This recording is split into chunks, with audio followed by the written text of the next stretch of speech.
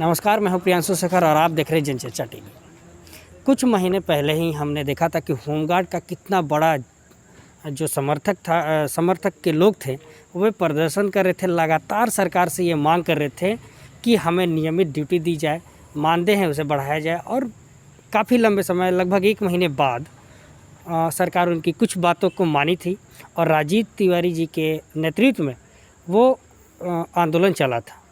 उसके बाद अभी की क्या स्थिति है होमगार्ड के जवानों की, आइए हम उनसे ही जानने की कोशिश करते हैं। अभी देखा था और हमने लगातार कवर किया था उस खबर को जिसमें होमगार्ड के जवानों की हक की बात कही गई थी और बहुत सारी ऐसी मांगें थी जो सरकार सुनी थी। लेकिन आज आप लोगों के सामने क्या परेशानी है या फिर उस जो आंदोलन हुआ था उससे कुछ फ़र्क पड़ा था?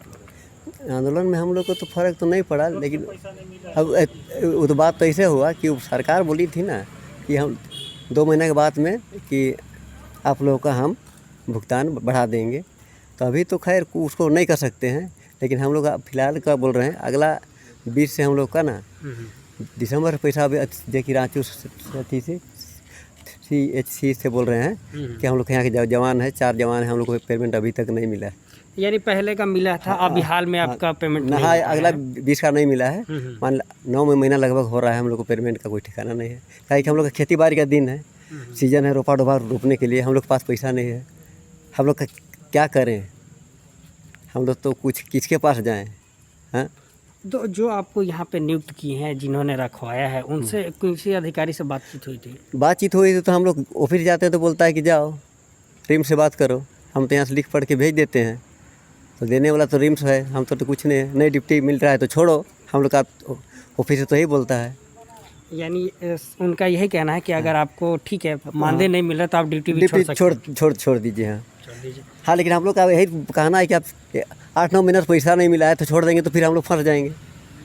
हाँ, फंस जाएंगे ना, कहाँ जाएंगे हम लोग? जब आप यहाँ पर कमान ले रहे थे हाँ, आप लोगों को कमान मिलता है? मिलता है, कमान मिलता है। कमान मिलता है, क्या उस समय पैसा भी लिया गया था आप लोगों से? पैसा तो नहीं लिया था, मतलब जो नियमित ड्यूटी मिलती थी वो मिल रहा था, लेकिन हाँ। अभी पेमेंट का भुगतान केवल नहीं हो पाया।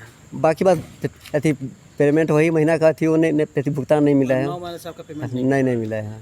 जब से ये हुआ कि 2 से 3 महीना के अंदर में आपको मिलेगा, भुगतान होगा आपका ड्यूटी परमानेंट परमानेंट ना बोल के उसको मतलब अस्थाई हो जाना चाहिए। इन 3 महीनों में क्या क्या हुआ? 3 महीनों में कुछ हुआ कि नहीं बदलाव? कुछ बदलाव तो अभी तक नहीं हुआ है। कुछ बदलाव नहीं हुआ। तो जैसा कि आप लोगों ने सुना कि एक लंबे आंदोलन के बाद भी इन लोगों के आज स्थिति ये है कि ड्यूटी तो हो रहा है लेकिन उसका पेमेंट अभी तक भुगतान नहीं किया जा रहा है।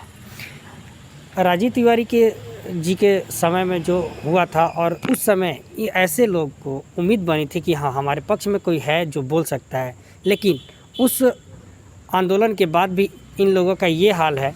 तो कहीं ना कहीं विचार करने